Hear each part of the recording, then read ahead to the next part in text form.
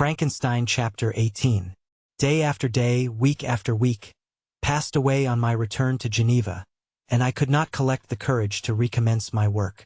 I feared the vengeance of the disappointed fiend, yet I was unable to overcome my repugnance to the task which was enjoined me. I found that I could not compose a female without again devoting several months to profound study and laborious disquisition. I had heard of some discoveries having been made by an English philosopher, the knowledge of which was material to my success, and I sometimes thought of obtaining my father's consent to visit England for this purpose. But I clung to every pretense of delay and shrank from taking the first step in an undertaking whose immediate necessity began to appear less absolute to me. A change indeed had taken place in me. My health, which had hitherto declined, was now much restored, and my spirits, when unchecked by the memory of my unhappy promise, rose proportionably. My father saw this change with pleasure, and he turned his thoughts towards the best method of eradicating the remains of my melancholy, which every now and then would return by fits, and with a devouring blackness overcast the approaching sunshine. At these moments I took refuge in the most perfect solitude. I passed whole days on the lake alone in a little boat, watching the clouds and listening to the rippling of the waves, silent and listless. But the fresh air and bright sun seldom failed to restore me to some degree of composure, and on my return I met the salutations of my friends with a readier smile and a more cheerful heart. It was after my return from one of these rambles that my father, calling me aside, thus addressed me: "I am happy to remark, my dear son, that you have resumed your former pleasures and seem to be returning to yourself. And yet you are still unhappy and still avoid our society." For some time I was lost in conjecture as to the cause of this, but yesterday an idea struck me, and if it is well-founded, I conjure you to avow it. Reserve on such a point would be not only useless, but draw down treble misery on us all. I trembled violently at his exordium, and my father continued: "I confess, my son, that I have always looked forward to your marriage with our dear Elizabeth as the tie of our domestic comfort and the stay of my declining years. You were attached to each other from your earliest infancy. You studied together, and appeared, in dispositions and tastes, entirely suited to one another. But so blind is the experience of man that what I conceived to be the best assistance to my plan may have entirely destroyed it. You, perhaps, regard her as your sister, without any wish that she might become your wife. Nay, you may have met with another whom you may love, and considering yourself as bound in honor to Elizabeth, this struggle may occasion the poignant misery which you appear to feel. My dear father, reassure yourself. I love my cousin tenderly and sincerely. I never saw any woman who excited, as Elizabeth does, my warmest admiration and affection. My future hopes and prospects are entirely bound up in the expectation of our union. The expression of your sentiments of this subject, my dear Victor, gives me more pleasure than I have for some time experienced. If you feel thus, we shall assuredly be happy, however present events may cast a gloom over us. But it is this gloom which appears to have taken so strong a hold of your mind that I wish to dissipate. Tell me, therefore, whether you object to an immediate solemnization of the marriage. We have been unfortunate, and recent events have drawn us from that everyday tranquility befitting my years and infirmities. You are younger, yet I do not suppose, possessed as you are of a competent fortune, that an early marriage would at all interfere with any future plans of honor and utility that you may have formed. Do not suppose, however, that I wish to dictate happiness to you or that a delay on your part would cause me any serious uneasiness. Interpret my words with candor and answer me, I conjure you, with confidence and sincerity. I listened to my father in silence and remained for some time incapable of offering any reply. I revolved rapidly in my mind a multitude of thoughts and endeavored to arrive at some conclusion. Alas! To me the idea of an immediate union with my Elizabeth was one of horror and dismay. I was bound by a solemn promise which I had not yet fulfilled and dared not break. Or if I did, what manifold miseries might not impend over me and my devoted family? Could I enter into a festival with this deadly weight yet hanging round my neck and bowing me to the ground? I must perform my engagement and let the monster depart with his mate before I allowed myself to enjoy the delight of a union from which I expected peace. I remembered also the necessity imposed upon me of either journeying to England or entering into a long correspondence with those philosophers of that country, whose knowledge and discoveries were of indispensable use to me in my present undertaking. The latter method of obtaining the desired intelligence was dilatory and unsatisfactory. Besides, I had an insurmountable aversion to the idea of engaging myself in my loathsome task in my father's house while in habits of familiar intercourse with those I loved. I knew that 1,000 fearful accidents might occur, the slightest of which would disclose a tale to thrill all connected with me with horror. I was aware also that I should often lose all self-command, all capacity of hiding the harrowing sensations that would possess me during the progress of my unearthly occupation. I must absent myself from all I loved while thus employed. Once commenced, it would quickly be achieved, and I might be restored to my family in peace and happiness. My promise fulfilled, the monster would depart forever. Or, so my fond fancy imaged. Some accident might meanwhile occur to destroy him and put an end to my slavery forever. These feelings dictated my answer to my father. I expressed a wish to visit England, but concealing the true reasons of this request, I clothed my desires under a guise which excited no suspicion, while I urged my desire with an earnestness that easily induced my father to comply. After so long a period of an absorbing melancholy that resembled madness in its intensity and effects, he was glad to find that I was capable of taking pleasure in the idea of such a journey, and he hoped that change of scene and varied amusement would, before my return, have restored me entirely to myself. The duration of my absence was left to my own choice. A few months, or at most a year, was the period contemplated. One paternal kind precaution he had taken to ensure my having a companion. Without previously communicating with me, he had, in concert with Elizabeth, arranged that Clerval should join me at Strasbourg. This interfered with the solitude I coveted for the prosecution of my task. Yet at the commencement of my journey the presence of my friend could in no way be an impediment, and truly I rejoiced that thus I should be saved many hours of lonely, maddening reflection. Nay, Henry might stand between me and the intrusion of my foe. If I were alone, would he not at times force his abhorred presence on me to remind me of my task or to contemplate its progress? To England, therefore, I was bound, and it was understood that my union with Elizabeth should take place immediately on my return. My father's age rendered him extremely averse to delay. For myself, there was one reward I promised myself for my detested toils, one consolation for my unparalleled sufferings. It was the prospect of that day when, enfranchised from my miserable slavery, I might claim Elizabeth and forget the past in my union with her. I now made arrangements for my journey, but one feeling haunted me which filled me with fear and agitation.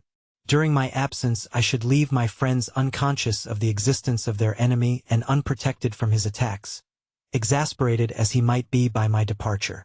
But he had promised to follow me wherever I might go, and would he not accompany me to England?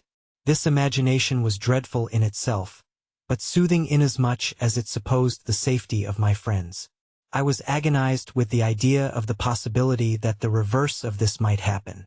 But through the whole period during which I was the slave of my creature I allowed myself to be governed by the impulses of the moment, and my present sensations strongly intimated that the fiend would follow me and exempt my family from the danger of his machinations. It was in the latter end of September that I again quitted my native country. My journey had been my own suggestion, and Elizabeth therefore acquiesced, but she was filled with disquiet at the idea of my suffering. Away from her, the inroads of misery and grief. It had been her care which provided me a companion in Clerval, and yet a man is blind to 1,000-minute circumstances which call forth a woman's sedulous attention. She longed to bid me hasten my return. 1,000 conflicting emotions rendered her mute as she bade me a tearful, silent farewell. I threw myself into the carriage that was to convey me away, hardly knowing whither I was going, and careless of what was passing around. I remembered only, and it was with a bitter anguish that I reflected on it, to order that my chemical instruments should be packed to go with me. Filled with dreary imaginations, I passed through many beautiful and majestic scenes, but my eyes were fixed and unobserving. I could only think of the bourne of my travels and the work which was to occupy me whilst they endured. After some days spent in listless indolence, during which I traversed many leagues, I arrived at Strasbourg, where I waited 2 days for Clerval. He came. Alas, how great was the contrast between us! He was alive to every new scene, joyful when he saw the beauties of the setting sun, and more happy when he beheld it rise and recommence a new day. He pointed out to me the shifting colors of the landscape and the appearances of the sky. "This is what it is to live," he cried. "Now I enjoy existence. But you, my dear Frankenstein, wherefore are you desponding and sorrowful?" In truth, I was occupied by gloomy thoughts and neither saw the descent of the evening star nor the golden sunrise reflected in the Rhine. And you, my friend, would be far more amused with the journal of Clerval, who observed the scenery with an eye of feeling and delight, than in listening to my reflections. I, a miserable wretch, haunted by a curse that shut up every avenue to enjoyment. We had agreed to descend the Rhine in a boat from Strasbourg to Rotterdam, whence we might take shipping for London. During this voyage we passed many willowy islands and saw several beautiful towns. We stayed a day at Mannheim, and on the 5th from our departure from Strasbourg, arrived at Mainz. The course of the Rhine below Mainz becomes much more picturesque. The river descends rapidly and winds between hills, not high, but steep, and of beautiful forms. We saw many ruined castles standing on the edges of precipices, surrounded by black woods, high and inaccessible. This part of the Rhine, indeed, presents a singularly variegated landscape. In one spot you view rugged hills, ruined castles overlooking tremendous precipices, with the dark Rhine rushing beneath, and on the sudden turn of a promontory, flourishing vineyards with green sloping banks and a meandering river and populous towns occupy the scene. We traveled at the time of the vintage and heard the song of the laborers as we glided down the stream. Even I, depressed in mind, and my spirits continually agitated by gloomy feelings, even I was pleased. I lay at the bottom of the boat, and as I gazed on the cloudless blue sky, I seemed to drink in a tranquility to which I had long been a stranger. And if these were my sensations, who can describe those of Henry? He felt as if he had been transported to fairyland and enjoyed a happiness seldom tasted by man. "I have seen," he said, "the most beautiful scenes of my own country. I have visited the lakes of Lucerne and Uri, where the snowy mountains descend almost perpendicularly to the water, casting black and impenetrable shades, which would cause a gloomy and mournful appearance were it not for the most verdant islands that relieve the eye by their gay appearance. I have seen this lake agitated by a tempest, when the wind tore up whirlwinds of water and gave you an idea of what the waterspout must be on the great ocean, and the waves dash with fury the base of the mountain, where the priest and his mistress were overwhelmed by an avalanche and where their dying voices are still said to be heard amid the pauses of the nightly wind. I have seen the mountains of La Vallée and the Pays de Vaud, but this country, Victor, pleases me more than all those wonders. The mountains of Switzerland are more majestic and strange, but there is a charm in the banks of this divine river that I never before saw equaled. Look at that castle which overhangs yon precipice, and that also on the island, almost concealed amongst the foliage of those lovely trees, and now that group of laborers coming from among their vines, and that village half hid in the recess of the mountain. Oh, surely the spirit that inhabits and guards this place has a soul more in harmony with man than those who pile the glacier or retire to the inaccessible peaks of the mountains of our own country. Clerval, beloved friend, even now it delights me to record your words and to dwell on the praise of which you are so eminently deserving. He was a being formed in the very poetry of nature. His wild and enthusiastic imagination was chastened by the sensibility of his heart. His soul overflowed with ardent affections, and his friendship was of that devoted and wondrous nature that the worldly-minded teach us to look for only in the imagination. But even human sympathies were not sufficient to satisfy his eager mind. The scenery of external nature, which others regard only with admiration, he loved with ardor. The sounding cataract haunted him like a passion. The tall rock, the mountain, and the deep and gloomy wood, their colors and their forms, were then to him an appetite, a feeling and a love that had no need of a remoter charm, by thought supplied, or any interest unborrowed from the eye. Wordsworth's Tintern Abbey, and where does he now exist? Is this gentle and lovely being lost forever? Has this mind, so replete with ideas, imaginations fanciful and magnificent, which formed a world whose existence depended on the life of its creator. Has this mind perished? Does it now only exist in my memory? No, it is not thus. Your form so divinely wrought, and beaming with beauty, has decayed, but your spirit still visits and consoles your unhappy friend. Pardon this gush of sorrow. These ineffectual words are but a slight tribute to the unexampled worth of Henry, but they soothe my heart, overflowing with the anguish which his remembrance creates. I will proceed with my tale. Beyond Cologne we descended to the plains of Holland, and we resolved to post the remainder of our way, for the wind was contrary and the stream of the river was too gentle to aid us.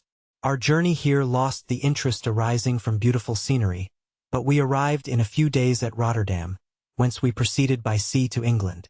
It was on a clear morning, in the latter days of December, that I first saw the white cliffs of Britain. The banks of the Thames presented a new scene. They were flat but fertile, and almost every town was marked by the remembrance of some story. We saw Tilbury Fort and remembered the Spanish Armada, Gravesend, Woolwich, and Greenwich, places which I had heard of even in my country. At length we saw the numerous steeples of London, St. Paul's towering above all, and the tower famed in English history.